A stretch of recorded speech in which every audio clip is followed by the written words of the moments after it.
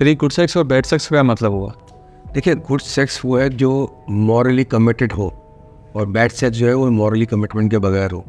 For example, आप किसी से पैसे लेते हैं इस नीयत से कि उसको एक टाइम पे वापस करें, और आप उसको राइट टाइम पे वापस नहीं कर पाते, आप अपना मिस कमिटमेंट करते हैं, तो आपको क्या फीलिंग आती है? गिल्ट फील होती? अगर आप किसी के साथ ज्यादती करते हैं और आपको अंदर से पता है कि मैंने इस शख्स के साथ मिस कमिटमेंट की है, तो आप अंदर से कैसा फील करते हैं?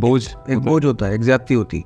सिमिलरली, जब आप किसी के साथ शादी करते हैं तो आप एक अपना कमिटमेंट दे रहे होते हैं कि मैं अपनी पूरी ज़िंदगी इस शख्स के साथ गुजारूंगा या गुजारूंगी, और जो औलाद होगी उसको मैं अपना नाम दूंगा और उसकी मैं परवरिश करूंगा। वो कहलाता है गुड सेक्स या मॉरल कमिटमेंट। और जो लोग इसके बगैर करते हैं, बदनीयती से करते हैं, जो नफ्स के दरिया में बह जाते हैं, जो लोग ख्वाहिशात के ज़रिए असर होते हैं, वो लोग बैड सेक्स कर रहे होते हैं, जिसको इस्लाम में भी मना किया है, जिना करार दिया गया है, और इसीलिए फरमाया है कि जिसने निकाह नहीं किया वो हम में से नहीं। लेकिन बहुत सारे लोग कमिटमेंट जानबूझ के बनाते हैं, उनको पता होता है हमने पूरी नहीं करनी। यही हाल उन लोगों का है जो मिस कमिटेड रिलेशनशिप्स कायम करते हैं, जो जिना करते हैं। और आपको भी पता है और उन लोगों को भी पता है कि ऐसे लोगों के दिल में हमेशा एक गिल्ट रहता है।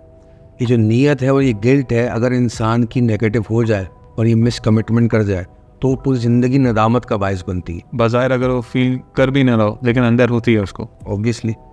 तो इसी वजह से ये जो वेस्ट में हम देख रहे हैं कि पॉपुलेशन गिर रही है, उनकी मैरिजेस नहीं हो रहे, ये इनका मसला चल रहा है कमिटमेंट का। आप गौर कीजिए कि मैरिटल कमिटमेंट जो है वो लॉन्ग रन में कितना इंपॉर्टेंट है। आपके अंदर इमोशनल स्टेबिलिटी लाता है, आपके अंदर साइकोलॉजिकल स्टेबिलिटी लाता है।